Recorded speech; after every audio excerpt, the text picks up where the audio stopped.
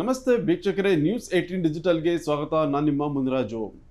Clean ಆಗುತ್ತಾ ರಾಜ್ಯದ ಜೈಲುಗಳು ಅನ್ನೋ ಒಂದು ವಿಚಾರದ ಬಗ್ಗೆ ಈಗ ಸಾಕಷ್ಟು ಚರ್ಚೆ ಕೂಡ ಶುರುವಾಗಿದೆ. ಯಾಕಂದರೆ ಈಗಾಗಲೇ ಏನು ಕಾರಾಗೃಹ ಇಲಾಖೆ DGP ಆಗಿ ಏನು ಹಿರಿಯ ಪೊಲೀಸ್ ಅಧಿಕಾರಿ ಆಗಿರುವಂಥ ಅಲೋಕ್ ಕುಮಾರ್ ಅವರು ಅಧಿಕಾರ ವಹಿಸಿಕೊಂಡಿದ್ದಾರೆ. ಮತ್ತು ಇದಕ್ಕೆ ಸಂಬಂಧಪಟ್ಟಂತೆ ಏನು ಕಾರಾಗೃಹ ಇಲಾಖೆ ಅಧಿಕಾರಿಗಳು ಮತ್ತು ಜೈಲಿನ ಅಧಿಕಾರಿಗಳ ಜೊತೆ ಸಾಕಷ್ಟು ಸಭೆಗಳನ್ನು ಕೂಡ ಮಾಡಿ ಇನ್ನು ಮುಂದೆ ಏನು ಜೈಲಿನ ಒಂದು ಅಕ್ರಮಗಳಿಗೆ ಕಡಿವಾಣ ಹಾಕಬೇಕು ಮತ್ತು ಬ್ರೇಕ್ ಹಾಕಬೇಕು ಅಂತೇಳಿ ಒಂದು ಕಟ್ಟುನಿಟ್ಟಿನ ಒಂದು ಎಚ್ಚರಿಕೆ ಮತ್ತು ಸೂಚನೆಗಳ ಜೊತೆಗೆ ಕೆಲವು ಸುಧಾರಣೆಗಳನ್ನು ಕೂಡ ತರೋದಕ್ಕೆ ಈಗ ಅಲೋಕ್ ಕುಮಾರ್ ಅವರು ಮುಂದಾಗ್ತಾ ಇರೋದು.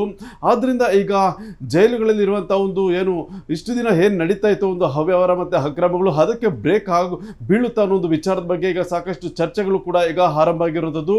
ಮತ್ತೆ ಈ ಒಂದು ಸುದ್ದಿಗೆ ಸಂಬಂಧಪಟ್ಟಂತೆ ಕಂಪ್ಲೀಟ್ ಮಾಹಿತಿಯನ್ನು ಕೊಡ್ತೀನಿ. ಅದಕ್ಕೂ ಮುನ್ನ ನೀವು ನಮ್ಮ ಯೂಟ್ಯೂಬ್ ಚಾನಲನ್ನು ಸಬ್ಸ್ಕ್ರೈಬ್ ಮಾಡಿ ಮತ್ತು ಬೆಲ್ ಬಟನನ್ನು ಒತ್ತಿ ಹಾಗೂ ಫೇಸ್ಬುಕ್ ಮತ್ತು ಇನ್ಸ್ಟಾಗ್ರಾಮ್ ಪೇಜನ್ನು ಕೂಡ ಫಾಲೋ ಮಾಡಿ. ವೀಕ್ಷಕರ, ಏನು ಕಳೆದ ಕೆಲವು ತಿಂಗಳಿಂದ ಪರಪ್ಪನಹರ ಜೈಲಿನಿದ್ದು ಅದು ಸಾಕಷ್ಟು ಸುದ್ದಿಯಲ್ಲಿದ್ದಂಥ ವಿಚಾರ. ಯಾಕಂದರೆ ಜೈಲಿನಲ್ಲಿ ಮೊಬೈಲ್ ಬಳಕೆ ಇರ್ಬೋದು, ಮತ್ತು ಗಾಂಜಾ ಇರ್ಬೋದು, ಮತ್ತು ಸಾಕಷ್ಟು ಒಂದು ಅಕ್ರಮ ಚಟುವಟಿಕೆಗಳ ಬಗ್ಗೆ ಸಾಕಷ್ಟು ಸುದ್ದಿಯಾಗಿತ್ತು ಮತ್ತು ಚರ್ಚೆಗಳು ಕೂಡ ಆಗಿತ್ತು. ಜೈಲಿನ ಒಂದೊಂದು ವಿಚಾರದ್ದು ಕೂಡ ಏನು ಬೆಳಕಿಗೆ ಬರ್ತಾ ಇದ್ದ ಪರಿಣಾಮವಾಗಿ ಜೈಲಿನಲ್ಲಿ ಏನಾಗ್ತಾ ಇದೆ ಮತ್ತು ಏನು ಒಂದು ರೀತಿ ಕರಾಳ ಒಂದು ಸನ್ನಿವೇಶ ಜೈಲಿನಲ್ಲಿ ಸೃಷ್ಟಿಯಾಗಿದೆ ಅನ್ನೋ ಒಂದು ವಿಚಾರಗಳು ಕೂಡ ಸಾಕಷ್ಟು ಚರ್ಚೆ ಆಗ್ತಾ ಇತ್ತು.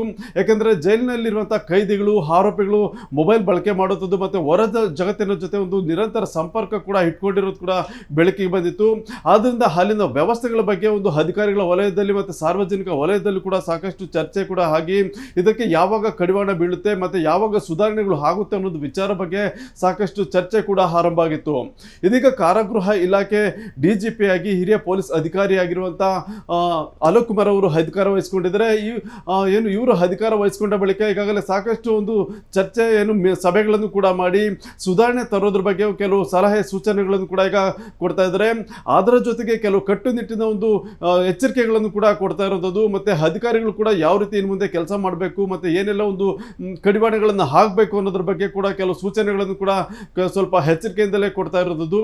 ಅದರಿಂದ ಈಗಾಗಲೇ ಏನು ಪರಪ್ಪನಗರ ಜೈಲಿಗೆ ಸೇರಿದಂತೆ ಬೇರೆ ಬೇರೆ ಒಂದು ಜೈಲುಗಳೇನಿದೆ ಅಲ್ಲಿ ಕೆಲವು ತಂತ್ರಜ್ಞಾನ ಆಧಾರಿತ ಒಂದು ಭದ್ರತಾ ವ್ಯವಸ್ಥೆಯನ್ನು ಕೂಡ ಜಾರಿಗೆ ತರೋದಕ್ಕೆ ಈಗ ಅಲೋಕ್ ಕುಮಾರ್ ಅವರು ಕೂಡ ಮುಂದಾಗ್ತಾ ಇದ್ದಾರೆ. ಯಾಕಂದರೆ ಇಷ್ಟು ದಿನ ಒಂದು ಸಿಬ್ಬಂದಿ ಆಧಾರಿತ ಒಂದು ಭದ್ರತಾ ವ್ಯವಸ್ಥೆ ಇತ್ತು ಮತ್ತು ಮ್ಯಾನ್ಯಲ್ ಆಗಿ ಅವರು ಪ್ರತಿಯೊಂದು ಬ್ಯಾರಕ್ ಮತ್ತು ಪ್ರತಿಯೊಂದು ಸೆಲ್ಲನ್ನು ಕೂಡ ಸುತ್ತಾಡುವಂಥ ಏನು ಕೆಲಸ ಮಾಡ್ತಾ ಇದ್ರು. ಅದಕ್ಕೆ ಒಂದು ಸ್ವಲ್ಪ ತಂತ್ರಜ್ಞಾನದ ಒಂದು ಟಚ್ ಅನ್ನು ಕೂಡ ಕೊಡೋದಕ್ಕೆ ಈಗ ಅಲೋಕ್ ಕುಮಾರ್ ಅವರು ಕೂಡ ಮುಂದಾಗಿದ್ದು AI ಆಧಾರಿತ ಭದ್ರತಾ ವ್ಯವಸ್ಥೆಯನ್ನು ಜಾರಿ ಮಾಡೋದಕ್ಕೆ ಕೂಡ ಈಗ ಒಂದು ಚಿಂತನೆಯನ್ನು ಆರಂಭಿಸಿದ್ದು. ಅದಕ್ಕೆ ಸಂಬಂಧಪಟ್ಟಂತೆ ಒಂದು ಪ್ರಾಯೋಗಿಕವಾಗಿ ಒಂದು ಜಾರಿ ಮಾಡೋದಕ್ಕೂ ಕೂಡ ಕೆಲವು ತಂತ್ರಜ್ಞರ ಜೊತೆ ಒಂದು ಚರ್ಚೆಯನ್ನು ಕೂಡ ಈಗ ಆರಂಭ ಮಾಡಿದ್ದಾರೆ. ಏನು ರಾಜ್ಯದ ಜೈಲುಗಳಲ್ಲಿ ಒಂದು AI ಆಧಾರಿತ ಒಂದು ಭದ್ರತಾ ವ್ಯವಸ್ಥೆಯನ್ನು ಕಲ್ಪಿಸಬೇಕು ಮತ್ತು ಅದನ್ನು ಜಾರಿ ಮಾಡಬೇಕು ಅನ್ನೋದು ಚಿಂತನೆ ಈಗ ಶುರುವಾಗಿರೋದ್ರಿಂದ ಯಾವ ರೀತಿ ಅದನ್ನು ಜಾರಿ ಮಾಡಬೇಕು ಮತ್ತು ಯಾವ್ಯಾವ ಒಂದು ವಿಭಾಗದಲ್ಲಿ ಅದನ್ನು ಇಂಪ್ಲಿಮೆಂಟ್ ಮಾಡಬೇಕು ಅನ್ನೋದ್ರ ಬಗ್ಗೆ ಕೂಡ ಈಗ ಚರ್ಚೆಗಳು ಕೂಡ ಆರಂಭ ಆಗಿರೋದು.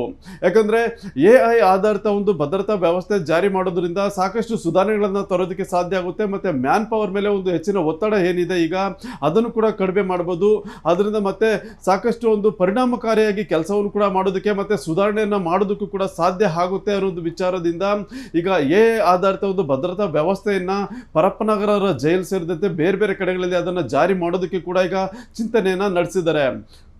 ಅಂದರೆ ಈ ಮೂಲಕವಾಗಿ ಜೈಲಿಗೆ ಒಂದು ಅಕ್ರಮವಾಗಿ ಎಂಟ್ರಿ ಆಗೋದಿರ್ಬೋದು ಮತ್ತು ಏನು ಅಲ್ಲಿ ಕೆಲವು ನಿಯಮಗಳನ್ನು ಉಲ್ಲಂಘನೆ ಮಾಡಿ ಏನೆಲ್ಲ ಒಂದು ಏನು ಚಟುವಟಿಕೆ ನಡೆಯುತ್ತೆ ಅದಕ್ಕೆ ಕಡಿವಾಣ ಹಾಕೋದಿರ್ಬೋದು ಮತ್ತು ತಪಾಸಣೆ ಇರ್ಬೋದು ಮತ್ತು ಏನು ಕೆಲವು ನಿಷೇಧಿತ ವಸ್ತುಗಳನ್ನು ಜೈಲಿಗೆ ಏನು ತೆಗೆದುಕೊಂಡು ಹೋಗ್ತಾರೆ ಅವುಗಳನ್ನು ಈಸಿಯಾಗಿ ಪತ್ತೆ ಮಾಡಿ ಕ್ರಮ ಕೈಗೊಳ್ಳೋದಕ್ಕೂ ಕೂಡ ಒಂದು ಅವಕಾಶ ಸಿಗುತ್ತೆ.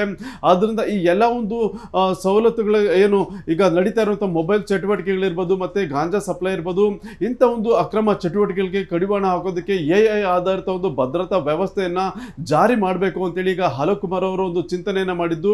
ಇದಕ್ಕೆ ಸಂಬಂಧಪಟ್ಟಂತೆ ಕೆಲವು ನಿಪುಣ ತಂತ್ರಜ್ಞರ ಜೊತೆ ಒಂದು ಸಭೆಯನ್ನು ಕೂಡ ಮಾಡಿದರೆ ಮತ್ತು ಅವ್ರ ಜೊತೆ ಚರ್ಚೆಯನ್ನು ಕೂಡ ಮಾಡಿ ಯಾವ ರೀತಿ ತಂತ್ರಜ್ಞಾನವನ್ನು ಜೈಲುಗಳಲ್ಲಿ ಅಳವಡಿಕೆ ಮಾಡ್ಕೊಳ್ಬೋದು ಅನ್ನೋದ್ರ ಬಗ್ಗೆ ಕೂಡ ಈಗ ಏನು ಚರ್ಚೆ ಶುರುವಾಗಿದೆ.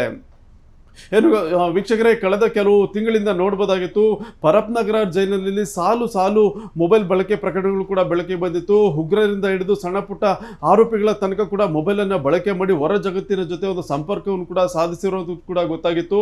ಇದು ಸಾಕಷ್ಟು ಒಂದು ಚರ್ಚೆ ಮತ್ತೆ ಏನು ಅಧಿಕಾರಿಗಳಲ್ಲಿ ಸಾಕಷ್ಟು ಒಂದು ಬೇಸರವನ್ನು ಕೂಡ ಉಂಟು ಮಾಡಿತ್ತು. ಯಾಕೆಂದ್ರೆ ಪರಪ್ ನಗರ ಜೈಲಿನಲ್ಲಿ ನಡೀತಾ ಇರುವಂತಹ ಈ ಒಂದು ಅವ್ಯವಹಾರದಿಂದಾಗಿ ಅಧಿಕಾರಿಗಳು ಕೂಡ ಇರುಸು ಮುರುಸು ಉಂಟಾಗಿ ಇದನ್ನ ಕಡಿವಾಣ ಹಾಕಬೇಕು ಮತ್ತೆ ಇದಕ್ಕೆ ಏನಾದರೂ ಮಾಡಿ ಒಂದು ಬ್ರೇಕ್ ಹಾಕಬೇಕು ಅನ್ನೋ ಸಲುವಾಗಿ ಸಾಕಷ್ಟು ಒಂದು ಏನು ಬೇರೆ ಬೇರೆ ಒಂದು ಜೈಲುಗಳಿಗಿಂತ ಒಂದು ಅಧ್ಯಯನ ಮಾಡುವಂಥ ಕೆಲಸವನ್ನು ಕೂಡ ಮಾಡ್ತಾ ಇದ್ರು.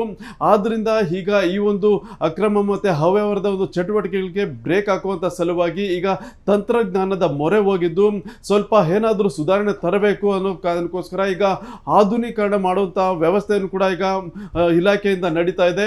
ಮತ್ತೆ ಈಗಾಗಲೇ ಕಾರಾಗೃಹ ಇಲಾಖೆ ಅಧಿಕಾರಿಗಳ ಜೊತೆ ಕೂಡ ಏನು ಅಲೋಕ್ ಕುಮಾರ್ ಅವರು ಸಭೆ ಮಾಡಿ ಒಂದು ಚರ್ಚೆಯನ್ನು ಕೂಡ ಮಾಡಿದ್ದಾರೆ. ಇನ್ನು ಮುಂದೆ ಈ ರೀತಿಯಾಗಿ ಏನು ಮೊಬೈಲ್ ಬಳಕೆ ಇರ್ಬೋದು, ಗಾಂಜಾ, ಸಿಗರೇಟ್, ಬೀಡಿ ಇಂಥ ಒಂದು ವ್ಯವಸ್ಥೆ ಏನಿದೆ ಅದಕ್ಕೆ ಕಡಿವಾಣ ಹಾಕಲೇಬೇಕು, ಇಲ್ಲದಿದ್ರೆ ಕಠಿಣ ಕ್ರಮದ ಒಂದು ಎಚ್ಚರಿಕೆಯನ್ನು ಕೂಡ ಕೊಟ್ಟಿದ್ದಾರೆ. ಇದರ ಜೊತೆಗೆ ಈಗ ತಂತ್ರಜ್ಞಾನ ಆಧಾರಿತ ಒಂದು ಭದ್ರತಾ ವ್ಯವಸ್ಥೆಯನ್ನು ಕೂಡ ಜಾರಿ ಮಾಡೋದಕ್ಕೆ ಮುಂದಾಗಿರೋದ್ರಿಂದ ಇನ್ನು ಮುಂದೆ ರಾಜ್ಯದ ಜೈಲುಗಳಲ್ಲಿ AI ಆಧಾರಿತ ಭದ್ರತಾ ವ್ಯವಸ್ಥೆ ಕೂಡ ಏನು ಜಾರಿ ಆಗುವಂಥ ಸಾಧ್ಯತೆಗಳು ಕೂಡ ಈಗ ಹೆಚ್ಚಾಗಿರೋದು. ಆದ್ರಿಂದ ಏನು ಅಲೋಕ್ ಕುಮಾರ್ ಅವರು ಈಗ ಏನು ಕೆಲವು ಸುಧಾರಣೆಗಳನ್ನು ತರೋದಕ್ಕೆ ಮುಂದಾಗ್ತಾ ಇದ್ದಾರೆ. ಅದು ತಂತ್ರಜ್ಞಾನದ ಮೊರೆ ಹೋಗಿರೋದ್ರಿಂದ ಅದು ಯಾವ ರೀತಿ ಪರಿಣಾಮಕಾರಿಯಾಗಿ ಕೆಲಸ ನಿರ್ವಹಿಸುತ್ತೆ, ಅದು ಜೈಲುಗಳ ಒಂದು ಅಕ್ರಮ ಚಟುವಟಿಕೆಗಳಿಗೆ ಬ್ರೇಕ್ ಬೀಳುತ್ತಾ, ಮತ್ತೆ ಇದನ್ನ ಕಡಿವಾಣ ಹಾಕೋದಕ್ಕೆ AI ಆಧಾರಿತ ಭದ್ರತಾ ವ್ಯವಸ್ಥೆಯಿಂದ ಸಾಧ್ಯ ಆಗುತ್ತಾ ಅನ್ನೋದು ಪ್ರಶ್ನೆ ಕೂಡ ಈಗ ಉಂಟಾಗ್ತಾ ಇದೆ. ಮತ್ತೆ ಈಗಾಗಲೇ ಅಲೋಕ್ ಕುಮಾರ್ ಅವರು ಅಧಿಕಾರ ವಹಿಸಿಕೊಂಡ ಬಳಿಕ ಕೆಲವು ಜೈಲುಗಳಲ್ಲಿ ಒಂದು ತಪಾಸಣೆ ಮಾಡೋದಕ್ಕೂ ಕೂಡ ಸೂಚನೆಯನ್ನು ಕೊಟ್ಟಿದ್ರು.